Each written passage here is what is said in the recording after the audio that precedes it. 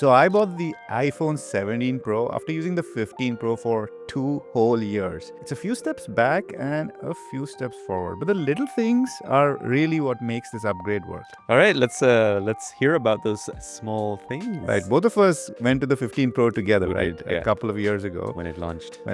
and we did not really hate it at any point. I think we were satisfied even till this day. Yeah. I love the small, sleek titanium single tone design and how it feels in the hand, and it's compact. Okay, so we were looking for a small phone. You don't find them, and this was like the best small phone we could find. The edges were slightly curved, so it's comfortable in the hand. Right. USB Type-C. Right. I mean, that was a big deal then. Back then, yes. And it's been all over the world, right? We went to CES with these phones. We actually shot a CES vlog on the iPhone 15 Pro. It's both of us. Yeah. It's been to Asia. It's seen a lot of places, this iPhone 15 Pro, and it has held up. Oh, yeah. It doesn't look banged up or anything. And the funny part is, like, I've used this for content creation, etc., but I've used it naked most of the times. Yeah. I mean, of course, there have been cases. We've had some nice cases on the channel. This one from Banks, for example. But other than that, I've used it without a case most of the times, and it feels so good in the hand. Yeah. It's similar to your Air experience, right? Like, you buy a phone like this, you want to use it, you want to touch it. That's the reason we went for the raw titanium color as well. Right. Yeah. But there were a couple of issues, or one issue rather, is that it did overheat a little bit. So you did feel it get warm. Yeah. That's got to do with that titanium body. Right. So on paper, the 17 Pro, it should have been the perfect upgrade, right? After 2 weeks of use, maybe longer, some things are objectively worse. Ooh. You're upgrading after 2 years and you're saying it's objectively worse? Some things. Okay, let's break that down. Tell me, what is objectively worse about the 17? I think the whole aluminum scratch gate thing is... I mean, first of all, aluminum is a downgrade. Aluminum, if you're on the other side of the world. Titanium is obviously the sturdier material, but as you said, for heat dissipation, it's not as great. Yeah, and so they've used that on the Air to really strengthen it. Yeah. And I do notice it. So when I'm updating like 30 apps on this thing and I'm using the camera, I feel at the back it's interesting. It's a bit hot. Yeah, we're getting a vapor chamber in there as well. So that's going to help with the heat story. But what I'm really afraid about in the design is le plateau, as the French would say.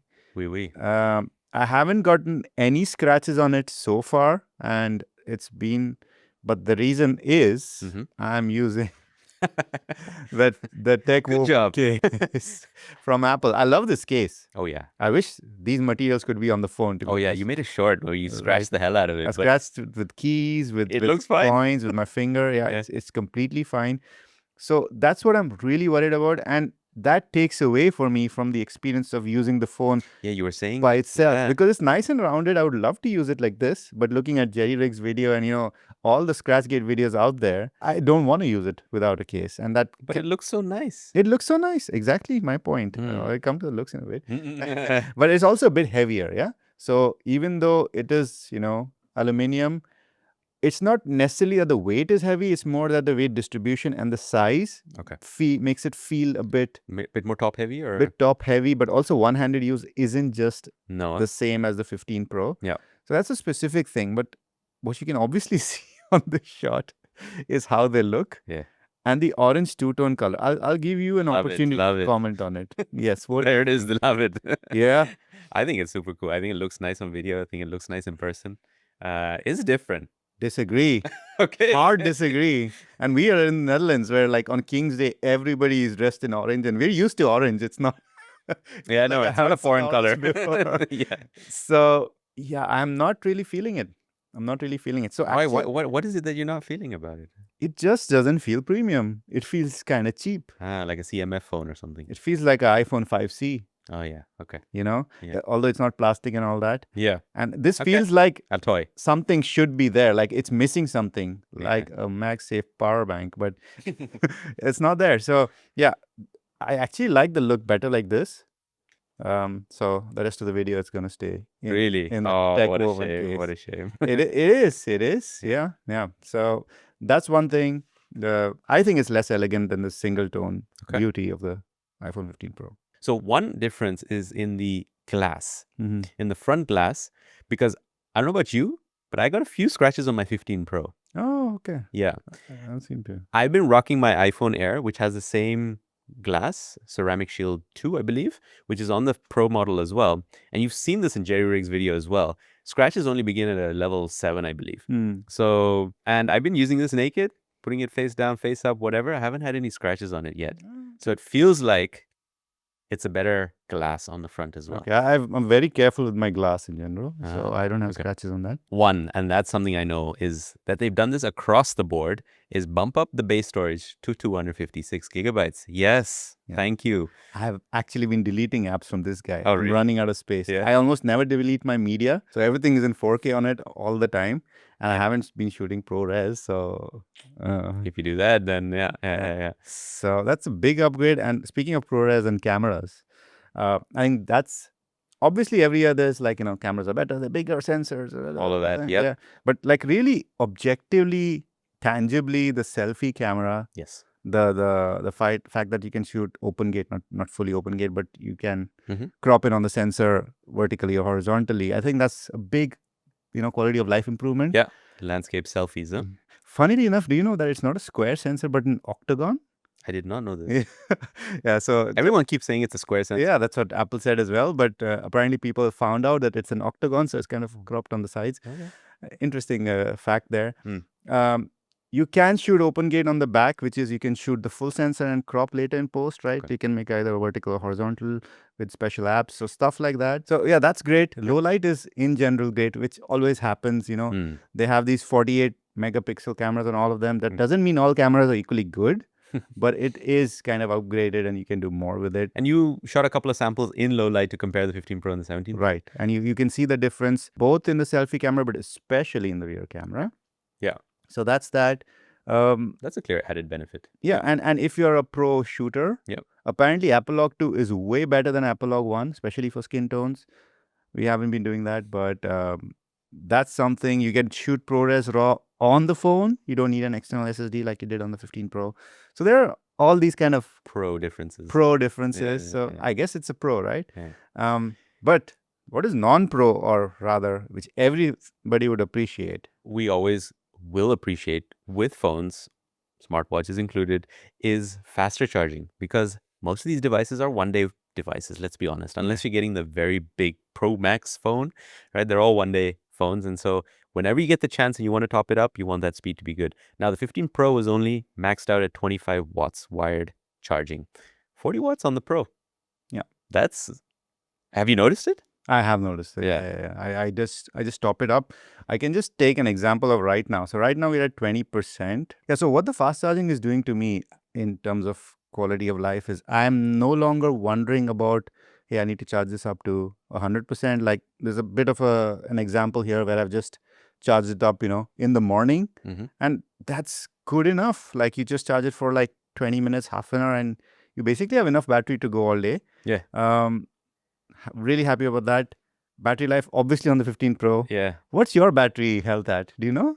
I don't have it with me, but I think it was like 96% or something. Okay, I'm at 89. So, yeah. So, obviously this wasn't lasting as long as... You use a lot of wireless charging? No, I don't. You don't? Okay. No. But in the beginning, I should charge it every night. I think, let me check. We'll put it up on screen what I have and what he has, because we've been using the 15 Pro for the same amount of time for the last 2 years. So, yeah. Okay. So that's noticeably better, right? Like the battery is bigger, the charging is better. So the whole battery situation, props to the iPhone. Okay. Another thing on the camera is the photographic styles, which I really didn't get into on the 15 Pro. No. Because it was just like these things you swipe. There were four things like vibrant, cool, this thing. Yeah. Whereas on this, you have much more fine-grained control on the photographic What can styles. you control? So you can control the kind of the undertones of your skin. Okay. And you can control... So basically, it can affect the color of the person and the color of the environment, but in different ways. And there's a kind of slider where you can, or a grid where you can move things around and adjust it. Nice. So I'm actually using styles on this now. Oh, you are? Okay. Yeah. So that's. Do you have an example? Yes. Let's take an example of you. This is with the style. Okay, we're doing it live, guys. Styles. All right. You're an amber now, right? Oh. Amber. And now we're going to go with the style standard. Oh. Yeah. So basically it's affecting the undertones and, the tones other than the undertones. So there are two different ways of doing it. Okay. Nice. photographic styles. Interesting. Adds more fun to the camera without making it. Is this something normal people will use? Yes, it is possible, because if you go to styles and just start swiping left and right, what it is doing is it's not completely destroying your photo by So making you have the it. original photo also. Yes, and you can do it in post as well. Okay. Okay. So you can shoot it. It's not baked in. You can go back and That's fix fun. it. So that's nice. Yeah. But were there any changes on the 17 Pro where you thought, great, on paper or marketing, but it doesn't affect me. It doesn't really matter to me? Yeah. So one thing you spoke about in your iPhone Air Yep. video was the camera control. Yes. Because both of us didn't go to the 16, we skipped that generation and we got camera control. I feel like the iPhone has become a little bit of a mess now, to be honest. Okay. So there's 2 buttons here. There's a volume rocker here. There's an action button here. Yeah. There's a double tap and a triple It's not as tap. easy and simple to use as it once was. It was so beautiful, right? Yeah. Like it had the silent slider thing. Yeah. I love that. Yeah. Like bring it back. Like it's really important. But yeah, I don't know. Action button. It's gone too far, I feel like. Yeah. I don't know. I kind of like the action button. Yeah. Maybe that's the Android person in me. What do you use it for? I use it for this. So I hold it down and I get this menu of a couple of apps that I need now. Yeah. I try to minimize the amount of apps that I have on my phone and keep it in like black and white and all of that. So it's nice to have something, but it's a little bit of friction to get there. But there are certain apps hidden behind that. So Yeah. if I need it. I use it to put my phone in silent. So you're using it basically. Yeah. So which is why I say it doesn't matter. Okay. Action button is not a 17 Pro thing. Obviously, we had on the 15 Pro, but the camera control. Oh, yeah. That was actually the only addition in the 16 series where we were discussing, we're like, I thought I'll use it, Yeah. It just doesn't work with my finger. No. Like only the pressing works, the swiping and stuff. I don't know if I have like dry skin or what no, it it's is. not you. No? So for me, I use it as the button to open the camera. You know how Android has the that's double? basically all That's I'm basically, doing. yeah. But what happens then is my finger will touch that camera control and all of a sudden it'll go into like, I don't know, like 2x. And I'm like, come back, I don't want that. So I'm like this close to turning it off. Yeah, I'm very close as well. I really spent time on like the whole swipey thing. I only want these things. Yeah. It's a waste. Yeah. I think it's gonna be like the touch bar. It's gonna die a slow death. iPhone 20 won't have camera control. Yeah. Let's hope so. See you for that review. But okay. So now, one thing that doesn't matter is the dual capture video. I think that really depends. Really? Okay. I think for people who create videos, yeah, this is amazing because you can do like almost reaction content, but then in the real world, you can look at something, react. You don't need to overlay things anymore. It's there. You'd think so, but I don't think it's going to catch on. Again, this is a prediction. Maybe it doesn't. You were saying this. Because Samsung had this, I don't know, 10 years ago. It was called Director's View. Now it is called something else. Yeah. And nobody used it. But 10 years ago, there was not as much short form content being created as there is now. That is true. And also Apple does this nice thing where they're using the center stage kind of to frame you in the middle as much as they can. Yeah. So you don't have to worry about your own framing too much. Yeah.